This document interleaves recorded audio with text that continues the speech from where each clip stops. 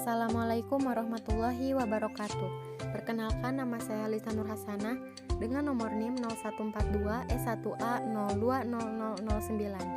Saya mahasiswi STKIP Muhammadiyah Bogor dari Prodi Administrasi Pendidikan semester 3A. Pada video kali ini, saya akan membahas materi tentang ruang lingkup konflik. Tujuan dibuatnya video ini untuk memenuhi tugas UAS dari mata kuliah Manajemen Stres dan Konflik dengan dosen pengampu Ibu Resya Fahrunisa, MPD. Pengertian konflik. Konflik adalah suatu proses sosial antara dua orang atau lebih, bisa juga kelompok, di mana salah satu pihak lain dengan menghancurkannya atau membuatnya tidak berdaya. Adapun manajemen konflik adalah suatu proses, aksi dan reaksi yang diambil oleh para pelaku konflik atau pihak ketiga secara rasional dan seimbang dalam rangka pengendalian situasi dan kondisi perselisihan yang terjadi antara beberapa pihak. Selanjutnya, tujuan manajemen konflik. 1. Untuk mencegah terjadinya gangguan atau kendala. 2. Untuk meningkatkan kreativitas dengan mengambil manfaat dari konflik yang terjadi. Dan yang ketiga, untuk membangun rasa saling menghormati antar sesama dan menghargai keberagaman. Kemudian yang selanjutnya ada manfaat manajemen konflik di organisasi.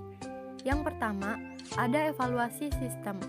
Suatu organisasi tidak dapat melakukan evaluasi terhadap efektivitas sistem jika tidak terjadi konflik di dalamnya. Dengan adanya konflik, maka suatu organisasi akan dapat melakukan identifikasi apakah sistem yang diterapkan berjalan dengan baik atau perlu perbaikan. Kemudian yang kedua, mengembangkan kompetensi. Penanganan manajemen konflik yang baik akan meningkatkan dan mengembangkan kompetensi sebuah organisasi, khususnya dalam hal kompetensi non-teknis. Dengan strategi manajemen konflik yang tepat, maka kemampuan organisasi dalam menangani konflik internal akan semakin kuat. Strategi manajemen konflik. 5 langkah mendasar dalam memahami manajemen konflik. 1. Pengenalan. 2. Diagnosis. 3.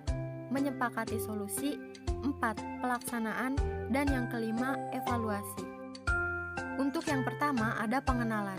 Ini merupakan langkah awal dalam manajemen konflik, yaitu dengan mengenali permasalahan yang terjadi, siapa yang terlibat konflik, dan bagaimana keadaan di sekitar selama terjadinya konflik.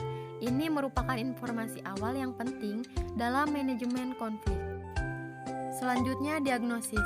Setelah mendapat informasi pada poin 1, selanjutnya adalah melakukan analisis untuk mengetahui penyebab konflik. Untuk melakukan hal ini, diperlukan metode yang benar dan telah teruji, serta fokus terhadap masalah utama dalam konflik yang terjadi. Kemudian, menyepakati solusi. Setelah melalui proses diagnosis, selanjutnya organisasi bisa menemukan dan menentukan solusi apa yang paling tepat untuk menyelesaikan konflik yang terjadi. Solusi yang ditentukan harus dibicarakan secara bersama dengan pihak yang berkonflik dengan bantuan pihak penengah. Selanjutnya, maka semua pihak melakukan pelaksanaan kesepakatan. Setelah itu, pelaksanaan. Setelah menyepakati solusi, selanjutnya adalah proses pelaksanaan kesepakatan yang telah dibuat. Semua pihak yang terlibat dalam konflik harus menerima dan melaksanakan kesepakatan tersebut dengan sebaik-baiknya. Harus diperhatikan juga bahwa kesepakatan tersebut tidak berpotensi menimbulkan konflik yang lain. Dan yang terakhir adalah evaluasi. Evaluasi merupakan hal yang penting dilakukan untuk menilai apakah pelaksanaan kesepakatan tersebut berjalan dengan baik. Dengan melakukan evaluasi, maka organisasi bisa melakukan pendekatan alternatif untuk konflik lain yang mungkin terjadi. Demikianlah materi yang saya sampaikan. Sekian dan terima kasih. Wassalamualaikum warahmatullahi wabarakatuh.